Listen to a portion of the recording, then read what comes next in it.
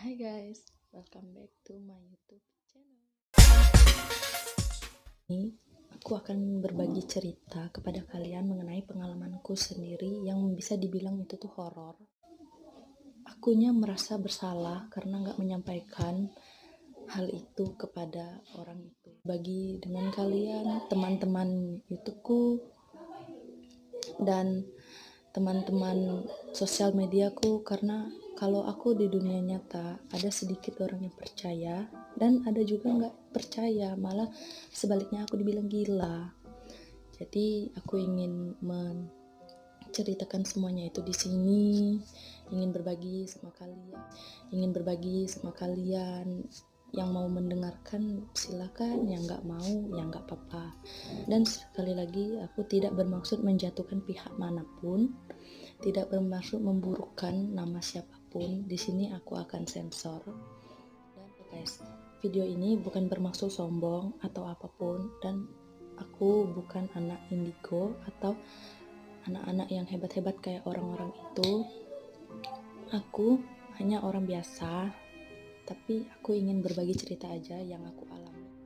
Jadi guys, ceritanya itu gini kan, waktu aku di sekolah, nah kebetulan sekolah aku itu mengadakan kegiatan yang mengharuskan siswanya itu satu malam di sekolah.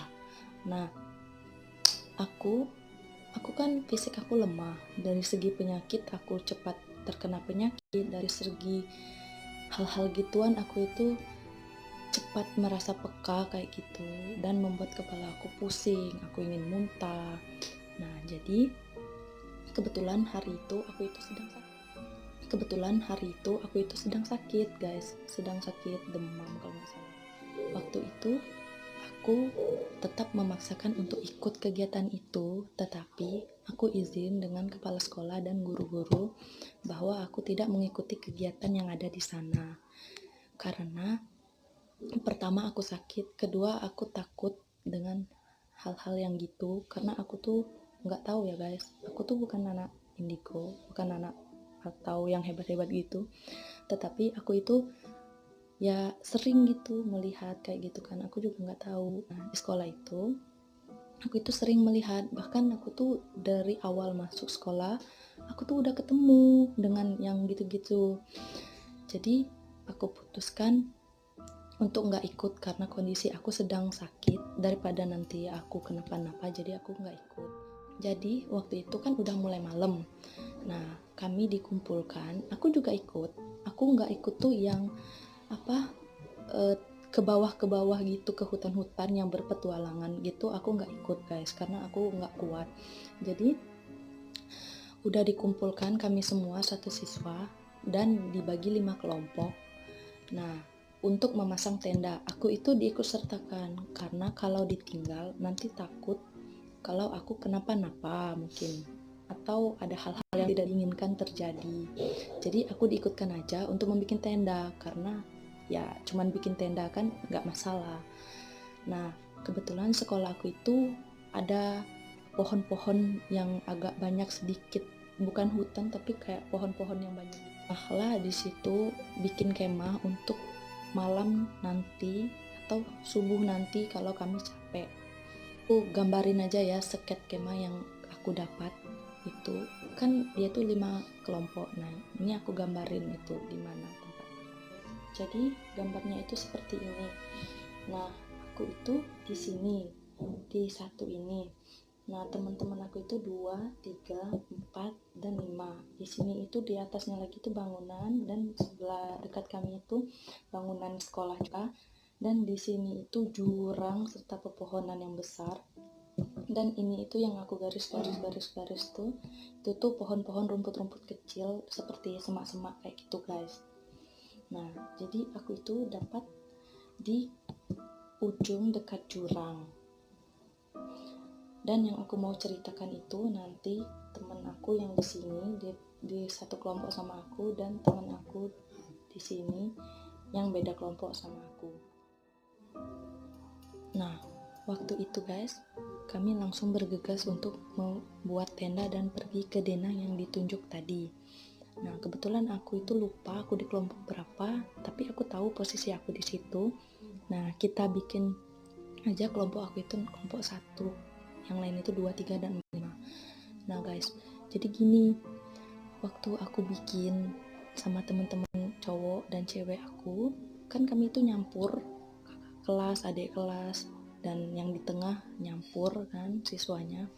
Jadi aku itu kebetulan dapat temen sama adik kelas. Nah, adik kelas aku itu mungkin imunnya atau pikirannya waktu itu lagi nggak kuat atau lagi nggak labil, lagi labil mungkin gitu kan. Nah, jadi dia satu kelompok sama aku menuju ke dena lokasi tempat kami akan membangun tenda. Di situ aku udah mulai melihat ada cewek seumuran aku kayaknya, dan ada satu anak kecil cowok di belakang agak jauh ke dekat jurang itu. Nah, cewek itu ngintip-ngintip ke arah kami, mungkin dia ingin melihat aja kayak gitu kan. Nah, aku tetap abaikan itu. Aku langsung ikut sama teman-temanku bikin tenda. Dan yang aku nggak ngeh kalau si temen adik kelas aku ini fisiknya itu mungkin lagi nggak kuat. Dan sekian lama waktu, nah akhirnya tenda kami pun jadi yang pertama. Nggak tahu, mungkin orang-orang di situ lihai bikin tenda, yang lain belum, dan yang kami sudah jadi. Nah, jadi kami disuruh di dalam itu duduk diam dan nyanyi-nyanyi atau hidup api unggun kan. Nah, jadi udah kami seperti itu. Dan aku ini nggak ngeh kalau tadi tuh ada 2 sosok itu, yang si cewek sama si cowok anak kecil itu. Aku nggak ngeh sama itu, aku udah lupa. Jadi si adik kelas aku ini dia duduk di paling ujung dekat jurang situ. Nah, dia duduk di situ kan. Sudah tuh teman-teman aku nih suruh pindah, daripada takut terjadi hal-hal yang gak diinginkan, lebih baik pindah gitu kan. Terus aku ngomong, iya pindahlah daripada di situ, nanti ada apa-apa kan, aku bilang. Terus katanya, anjir layu. Nah, dia terus seperti itu guys. Dia itu semakin lama, dia itu langsung kaku badannya, kayak mau menangis kayak gitu kan. Nah, jadi aku belum ngeh juga kan kenapa. Nah, teman-teman aku suruh bawa adik kelas aku ini ke yang agak rami dan terang. Nah, udah aku bawa. Aku baru ingat pas aku lihat di badannya itu ada anak kecil yang nempel.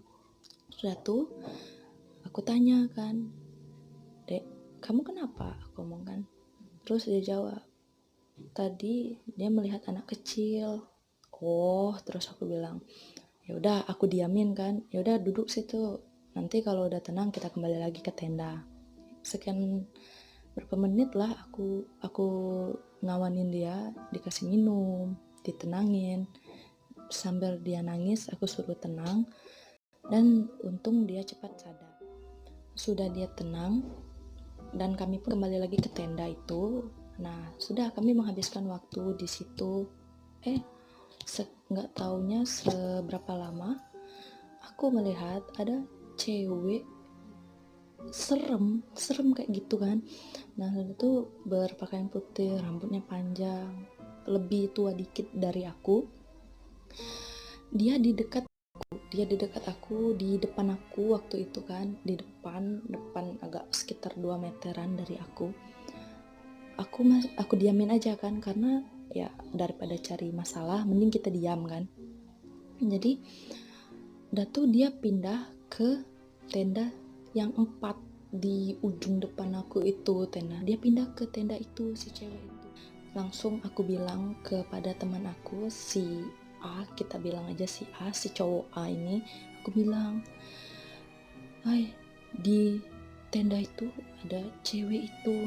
Terus kata mereka, "Udahlah, abaikan aja," kata mereka kan. Nggak usah lah dipedulikan katanya. Tapi takut aku mungkin ada apa-apa nanti yang di situ yang lemah atau gimana kan. Biarlah kata mereka. ya udah aku diamin aja kan. Udah tuh seiring lama pindah lagi si cewek ini ke tenda yang 5. Nah di tenda yang 5 itu berisi 3 cewek, kalau nggak salah 3 cewek 2 cowok. Nah saat itu ada satu temen dekat aku, si cewek, kita sebut aja J. Nah dia itu di kelompok itu guys. Nah sudah tuh aku omong lagi sama si temen cowok aku ini yang A tadi, bilang di situ. Terus katanya apa? Di situ ada lagi, aku omongkan ada lagi si cewek itu tadi di tenda 5. Aku takut di situ, siapa tahu ada yang nggak enak badan, terus dia gitu kan, terkena gitu. Jadi kata si cowok tadi, apaan kamu ini nah, katanya. Yaudah aku diam akhirnya kan. Nggak taunya si teman cewek dekat aku ini tadi, karena dia bosan mungkin kan di kelompoknya, dia menemuiku di kelompok aku, ke tenda aku. Terus aku bilang sama dia, kamu jangan tinggalin tenda kamu, aku omongkan, jangan tinggalin orang sendiri di tenda kamu, aku omong, nanti takut ada apa-apa. Aku tadi lihat cewek itu, aku omongkan. Terus katanya, biarlah, kata kawan aku yang cewek ini, biarlah katanya, bosan di situ cuman ada satu cewek, yaitu kakak kelas aku, di situ tinggal di tenda itu. Jadi oh ya udahlah, aku ngomong sini aja, aku ngomong kan. Kebetulan dia mau kesini, ya udah kami di tenda aku duduk nongkrong makan kayak gitu kan, sambil menghabiskan malam untuk nanti jam 1-an kami akan mulai petualang. Aku masih merasa bersalah sebenarnya sama si Ayu itu, tapi aku juga bersyukur untung enggak aku yang kena sama si cewek itu, padahal kan aku yang lihat dia dari tadi, dia keliling-keliling, tapi untung aku nggak kena. Nggak taunya waktu itu di tendanya cuman tersisa satu orang, rupanya yang lain itu pada mampir ke tenda yang lain. Ya aku bilang sama si kawan cewek aku ini tadi, aduh kok ditinggal tendamu itu sendiri, aku bilang kan, hati-hati nanti ada yang tiba-tiba kayak gitu kan, yang ya kalau fisiknya lemah mungkin kayak gitu kan. Nggak taunya guys, nggak ditunggu sih, beberapa lama aku masih melihat cewek itu, dan tak tahu langsung waktu kami lagi senang-senang di situ ngobrol-ngobrol di tengah malam gitu kan sama kawan-kawan, si kakak kelas aku tadi ini yang di tenda nomor 5 ini tadi teriak. Aku pikirkan kenapa, aku ngomong nggak usah lah, aku ngomong nggak usah dipedulikan, kadang dia caper. Udah taunya udah aku lihat tuh, ternyata itu si cewek itu di situ langsung ke tubuhnya si kakak kelas aku ini tadi. Akhirnya dia teriak-teriak, dia mencak-mencak guys. Aku itu nggak tahu lagi mau bilang apa. Terus aku ngomong sama teman-teman aku tadi yang udah aku sampaikan kalau aku melihat itu. Terus kata mereka, oh berarti kamu nggak main-main, katanya, berarti nggak ngelawak tadi, nggak cuma nakut-nakutin. Lah siapa yang nakut-nakutin, kataku, aku itu serius dari tadi. Jadi setelah kakak kelas aku itu mencak-mencak guys, dia dibawa sama panitia-panitia yang mengadakan acara itu, dan itu kepala sekolah, guru-guru membawanya. Akhirnya dia diruqyah guys. Dan waktu saat dia membawa itu, aku kan melihat, aku ikut guys di rami-ramian itu, tapi aku jauh, aku nggak boleh dekat. Ada seseorang cowok yang melarang aku dekat karena dia tahu kalau aku itu lemah. Jadi dia melarang aku dekat, boleh melihat tapi dari jarak saya itu kan. Jadi aku itu berjarak sekitar 4 meter lah dari itu. Dan si cewek itu waktu dibopong, aku melihat matanya, dia melotot ke arah aku gini kan. Aku langsung tutup mata aja. Udah tuh dia di musola, dia dibaca-bacain sama ini kepala sekolah, dan bersyukur bisa lepas itu si cewek itu karena takut guys.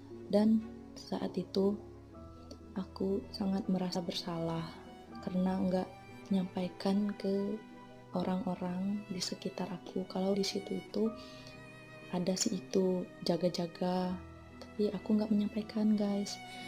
Bukannya aku nggak mau menyampaikan guys, aku takut mereka itu nggak percaya sama apa yang aku sampaikan, daripada aku kena hina, kena omong gila, dan banyak nggak percaya, apalagi dari pihak-pihak tertentu menutupi.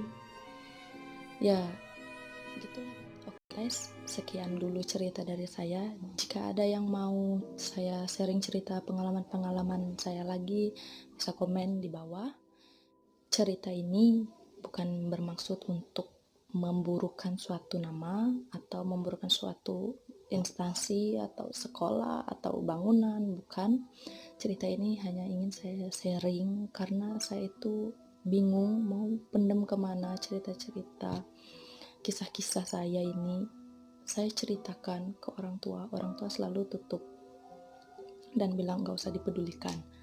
Saya cerita ke teman-teman saya, gak ada yang percaya karena mereka gak pernah ngalamin yang gitu. Jadi saya mau mengungkapkan di sini aja, siapa tahu ada yang berminat ingin menonton, yang ingin mendengarkan kisahku. Tujuan saya buat video ini, saya ingin berbagi sama kalian yang menonton. Dan jika ada yang sama kayak saya, yang merasakan sama, dihina, dikira gila, aku nggak tahu guys, itu tuh dari otak dan kepala itu sendiri. Jadi semoga ada yang sama kan, bisa berbagi tips sama aku, bisa bilang sama aku bagaimana cara mengatasinya, bagaimana cara untuk tidak berhubungan dengan hal-hal kayak gitu. Jadi segitu dulu guys videonya. Terima kasih udah mau